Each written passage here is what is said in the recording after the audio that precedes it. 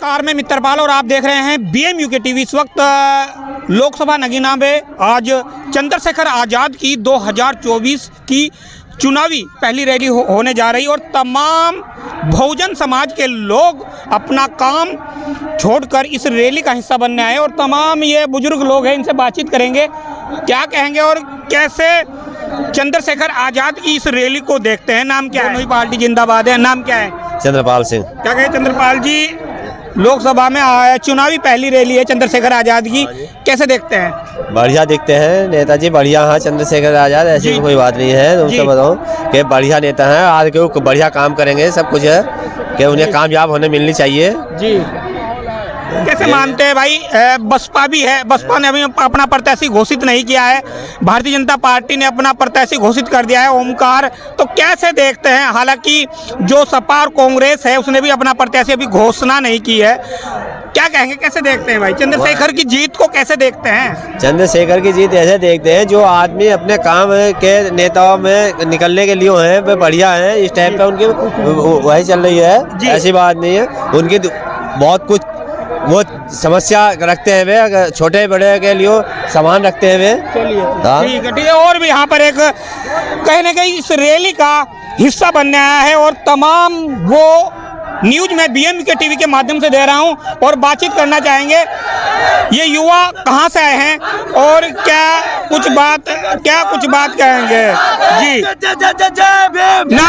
नाम क्या है? पंकज कुमार। क्या कहें पंकज कुमार जी, वोट बन गया आपका? हाँ जी, बन गया। पहली बार दोगे या इससे पहले भी दिया है? इससे पहले भी दिया है।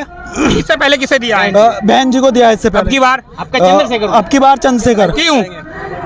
ये बदलाव लाएंगे, हमारे नेता हैं, बहुत अच्छे नेता हैं जी जी। ये हमारे नेता हैं, बहुत अच्छे नेता हैं, हमारे नेतृत्व में बात करते हैं और युवा नेता हैं, इसलिए हम वोट देंगे, विकास करेंगे युवाओं का, इसलिए हम वोट देंगे इनको। अभी बसपा ने अपना प्रत्याशी घोषित नहीं किया है, भाजपा ने अपना प्रत्याशी घोषित कर दिया है और सपा और कांग्रेस का भी प्रत्याशी अभी घोषित नहीं हुआ है। सूत्रों के हवाले से खबर आ रही है कि आनंद आकाश भी इस सीट पर चुनाव लड़ सकते हैं, तो जीत कैसे देखते हैं? सर कोई भी आए किसी भी पार्टी से, लेकिन हमारी पार्टी जो है इस टाइम चंद्रशेखर भाई की पार्टी है, हम उसी पार्टी को वोट देंगे बस, और किसी को हमें वोट नहीं देना।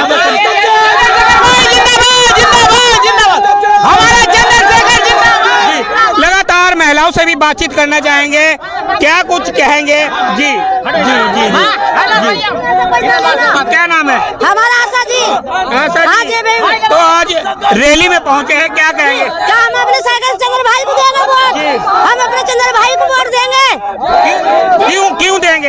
हम अच्छा, हाँ सब कुछ उनका कारोबार सब कुछ अच्छा है उनके। बहन जी भी तो है। बहन जी भूल गए? हाँ बहन जी भूल गया। चंद्रशेखर जैसा नेता हो, चंद्रशेखर आजाद हो, चंद्रशेखर आजाद हो। क्योंकि आपका ये प्लान बना ला कि दलित मुसलमान करो विचार और कब तक होगा जुल्म और अत्याचार आपका दलित।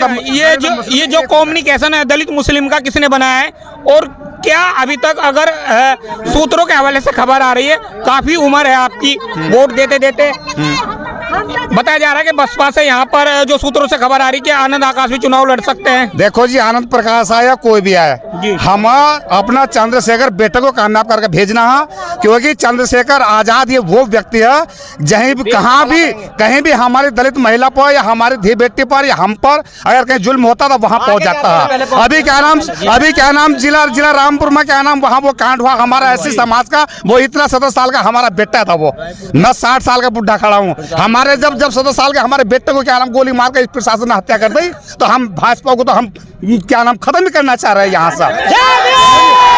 हम चंद्रशेखर के साथ में मैं आपसे क्वेश्चन लेना चाहता हूँ, आप भाई भाजपा को कैसे खत्म करके? उधर मोदी जी कह रहे हैं कि 400 पार यहाँ पर सीट आएगी। देखो जी, हमारी बात सुनो, और जब बहुजन समाज पार्टी अलग अलग चुनाव लड़ेगी तो जीत कैसे होगी? सर मैं बताऊं जी, आइए जी। क्या होता है जी, मशीन से वोट गिर रहे हैं जी, ठीक है, जो भी वोट जाता है कमल पे जाता है जी। आप लोग को पता होगा जो एरिया मोहम्मदन की है ना, वहाँ भी मोदी जा रहा है जी। आपको सोचना चाहिए, जो मोहम्मदन है वे तो मोदी को वोट दे ही नहीं सकते जी। सोचो आप, फिर सीट क्यों निकल रही है जी? सर ये जो हम कह रहे हैं ये वोट सिर्फ उससे नहीं गिरे, ना कि मशीन से। जैसे कि यहाँ पर सपा और कांग्रेस का गठबंधन भी है और सपा भी उत्तर प्रदेश में मजबूत है, तो भाई सपा को कैसे देखते हैं? हम तो नगीना विधानसभा से, लोकसभा से हम चंद्रशेखर भैया को अपने पार्लियामेंट में भेजेंगे। कोई सा भी आवे, चंद्रशेखर से बड़ा नेता नहीं हमारा। हम अपने क्योंकि हमारा एक को एक वोट जितना भी है, हमारे दलित समाज का भी और मुस्लिम समाज का भी। अब जाइए संगठन कर लिया कि बस हम मुसलमान भी समझ गए हैं कि अगर हम वो सब वोट देते हैं तो उसके वोट के अलावा हमारी जीत नहीं हो रही अकेले मुसलमानों से। भाई जी मैं हाँ, और रही बात ये आनंद प्रकाश की, अगर बहन जी अपने भतीजे आनंद प्रकाश को लाना चाहते तो ये वही आनंद प्रकाश है, क्योंकि मैंने मोबाइल पर मीडिया पर भी देखा, मैंने उसमें टेलीविजन पर डिश पर भी देखा मैंने। इसी आनंद प्रकाश ने यह कहा चंद्रशेखर आजाद को कि ये छोटा आदमी गरीब आदमी हमारे पीछे क्यों लगा फिर साथ होते तो आज हम इसके साथ होते। बहन जी के साथ हमारे चंद्रशेखर को समर्थन ले लेते तो आज हम उनके साथ होते। इसलिए हमने आजाद समाज पार्टी जुड़वाई और आज साथ है, साथ ही रहेंगे। हमारी महिला भी और हम भी। एक को एक वोट चंद्रशेखर आजाद को जाएगा, एक को एक वोट हमारा केतली पर जाएगा।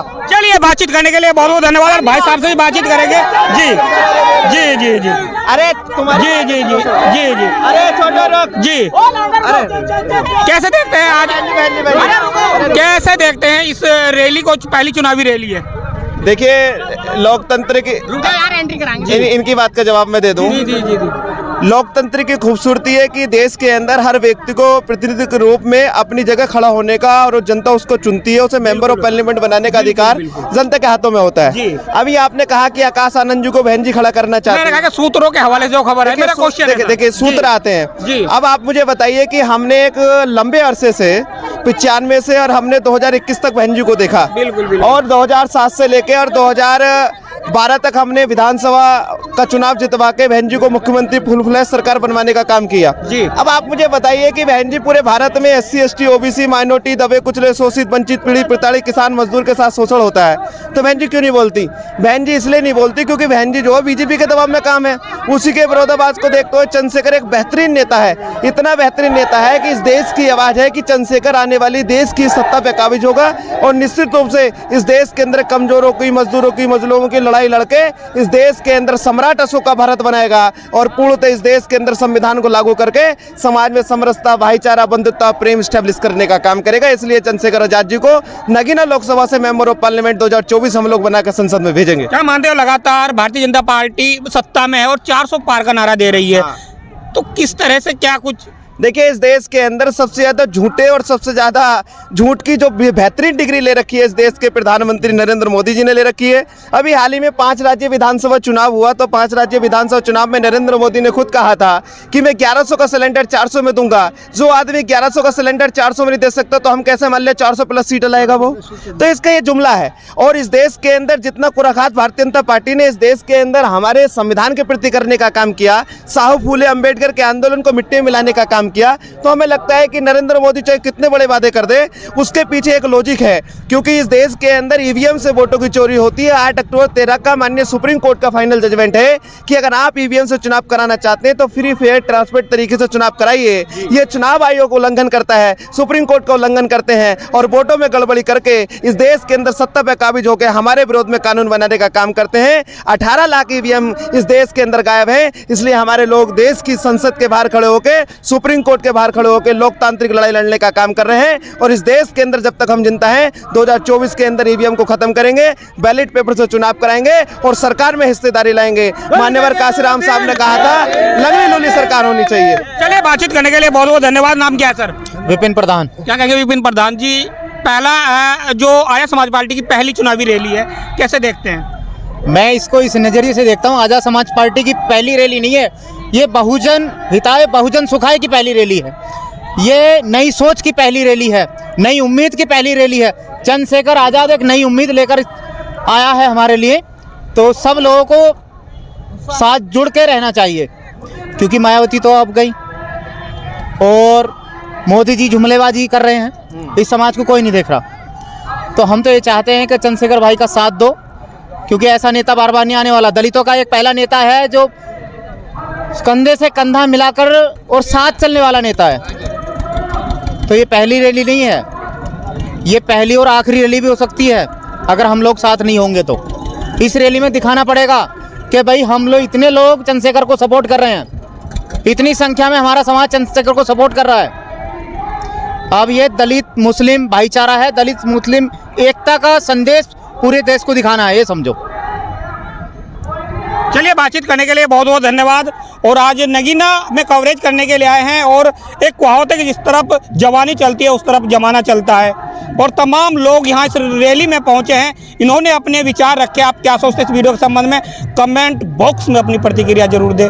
धन्यवाद।